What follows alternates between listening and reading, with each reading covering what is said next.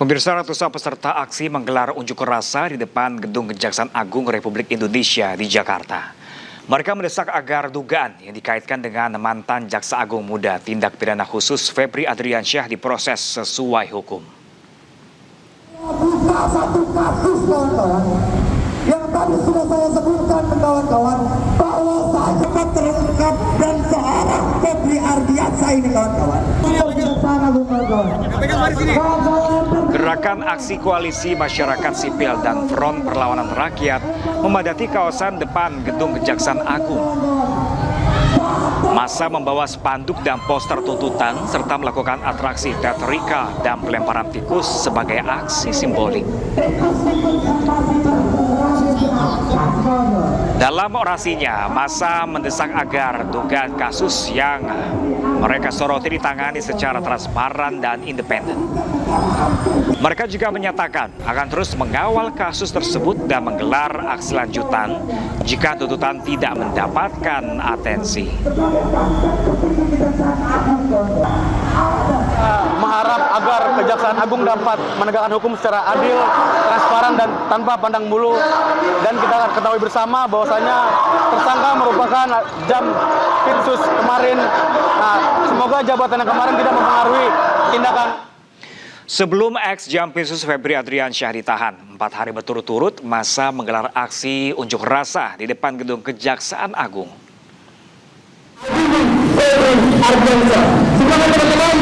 Selain menuntut Febri ditangkap, massa dan mahasiswa mendesak Kejagung kembali menggeledah rumah Febri guna mencari barang bukti baru kasus tindak pidana pencucian uang. Aksi unjuk rasa di Kejaksaan Agung ini merupakan yang keempat kalinya pasca Polri melimpahkan kasus Febri Adriansyah ke Kejagung. Kawan-kawan menyampaikan alasan mengapa Febri Ardiansyah tidak. Ya pemirsa, lalu bagaimanakah situasi terkini di Gedung Kejaksaan Agung pada pagi ini pemirsa? Sudah ada jurnalis iNews Naura Syafika langsung dari lokasi. Halo, selamat pagi Naura. Apakah dari pantauan Anda ada sejumlah para pengunjuk rasa yang masih bertahan di sana?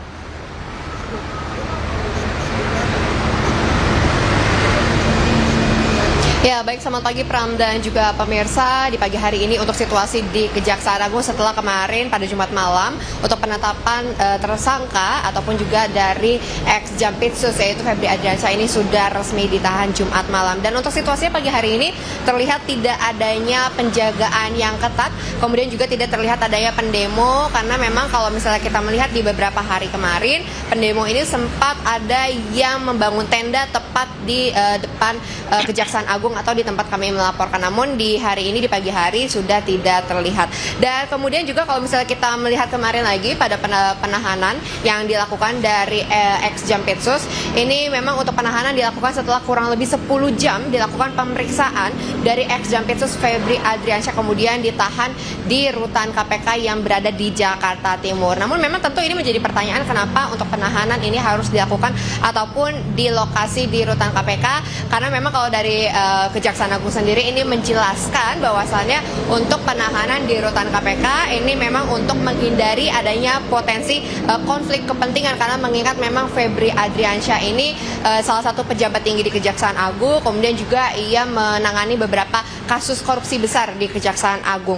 Kemudian juga memang kalau kita melihat kembali juga untuk kasus ini tidak hanya dari Febri Adriansyah saja yang sudah ditetapkan menjadi tersangka, masih ada tersangka lainnya dari pihak swasta, namun berbeda dengan tersangka lainnya, di mana kalau tersangka lainnya ini ditahan kemudian juga sudah menggunakan rompi, namun kalau Febri Adriansyah kemarin tidak menggunakan rompi, sehingga menjadi pertanyaan juga kenapa tidak dikenakan rompi seperti tersangka yang lainnya. Dan lagi dari Kejaksaan Agung ini menjelaskan bahwasannya kenapa tidak dipakaikan rompi ini dikarenakan memang untuk pemindahannya ini dilakukan secara terburu-buru sehingga memang tidak dikenakan untuk rompi. Kemudian juga kita masih menunggu juga untuk lanjutan kasus dari ini, karena memang kalau misalnya kita lihat untuk pemeriksaan dari Febri Adriansyah ini tidak dilakukan tidak hanya di 1 hari saja, namun juga sempat dilakukan pemeriksaan pada tanggal 17 Juli.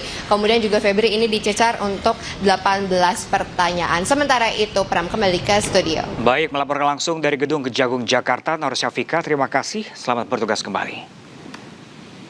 Menilai penanganan kasus ex-Jampitsus Febri Adriansyah salah, mantan Menko Polhukam Mahfud MD sampaikan surat terbuka ke Presiden Prabowo Subianto. Mahfud meminta Prabowo turun tangan dan mengalihkan kasus Febri ke KPK.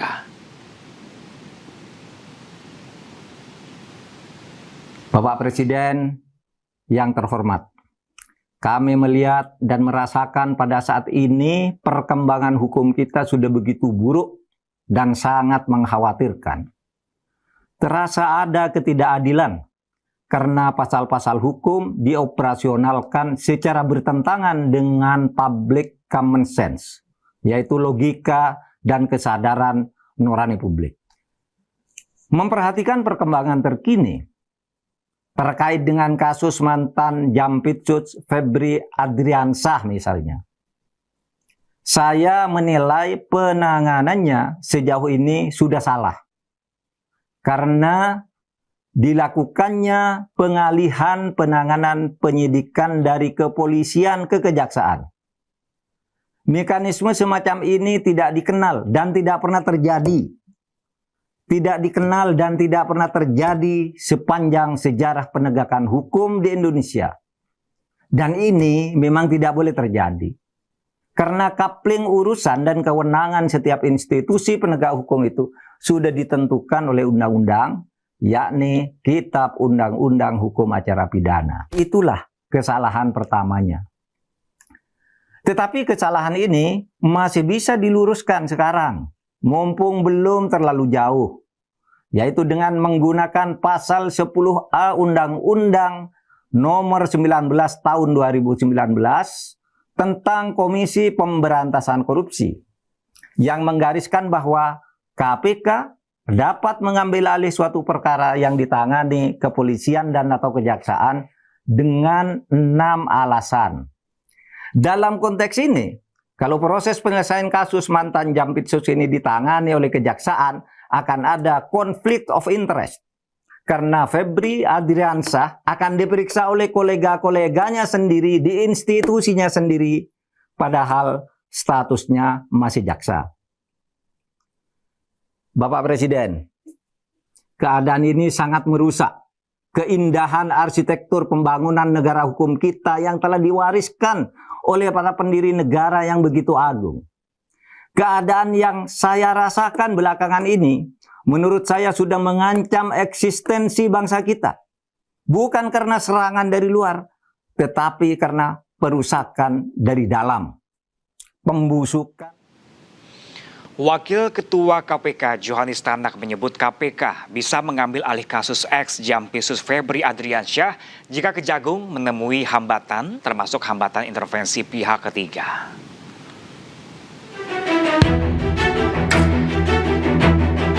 KPK buka suara terkait saran sejumlah pihak agar Komisi Anti Rasuah itu mengambil alih kasus yang menjerat ex-Jampitsus Febri Adriansyah.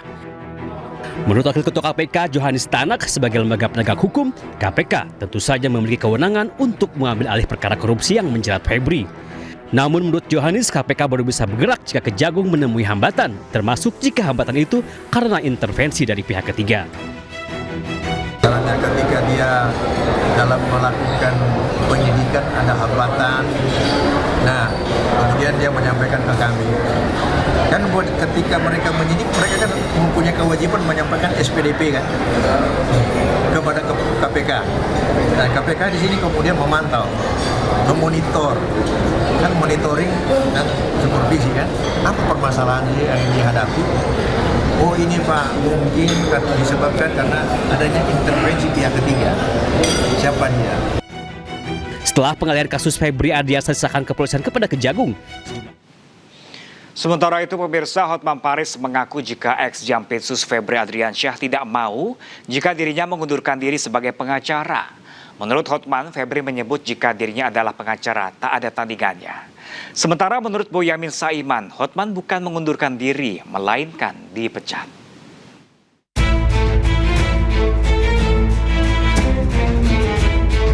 Sepertilah kondisi terakhir Hotman Paris Hutapea duduk di kursi roda sambil membawa tongkat. Padahal sepekan lalu, Hotman tampak segar bugar. Ia bahkan kuat mendampingi ex-Jampitsus Febri Adriansyah dari pemeriksaan hingga 11 jam. Hotman bahkan masih tampak bersemangat menjawab pertanyaan media. Betul. Udah. Kalau kau punya otak, lu tahu jawabannya. Sudah. Titik ya? Ya udah deh, jawaban sendiri. Namun 6 hari kemudian sambil duduk di kursi roda, Hotman mengumumkan mengundurkan diri sebagai pengacara Febri Ardiansyah dengan alasan sakit. Jadi atas dasar pertimbangan itulah saya sudah dari 2 hari lalu sudah kasih tahu ke klien saya, sekarang jadi mantan Febri Jampitsus, saya mengundurkan diri. Setelah mengundurkan diri, Hotman langsung ke Singapura untuk jalani pengobatan. Hotman mengaku keputusannya mundur sempat dihalang-halangi Febri Ardiansyah. Kepada Hotman, ex Jampitsus itu menyebut jika Hotman adalah figur pengacara yang tidak ada tandingannya. Berulang-ulang dengan nada sedih, tidak ada figur yang sama dengan Hotman, dia bilang. Tidak ada figur yang sama kelasnya dengan Hotman. Karena dia katanya sudah puluhan tahun mengamati dan saya dianggap sebagai pemecah ombak di persidangan. Pandangan berbeda disampaikan Ketua Masyarakat Anti Korupsi Boyamin Saiman. Menurut Boyamin, karena kontroversi yang ditimbulkannya, ia menduga Hotman bukan mengundurkan diri, melainkan dipecat Febri Ardiansyah. Saya yakin mundurnya Hotman itu karena diminta oleh kliennya sendiri. Karena apa? Ya karena atas pembelaan yang blunder-blunder itu merugikan klien. Kalau diteruskan malah semakin antipati. Sudah kliennya bisa jadi dianggap public enemy, gitu, diserang netizen, lawyernya yang harusnya membela, mendinginkan suasana, malah justru jadi blunder juga jadi public enemy. Jadi kalau diteruskan, ya malah yang paling rugi kliennya, gitu. Kini Febri Ardiansyah tengah jalani pemeriksaan atas statusnya sebagai tersangka untuk 3 kasus besar sekaligus. Tim Liputan iNews melaporkan.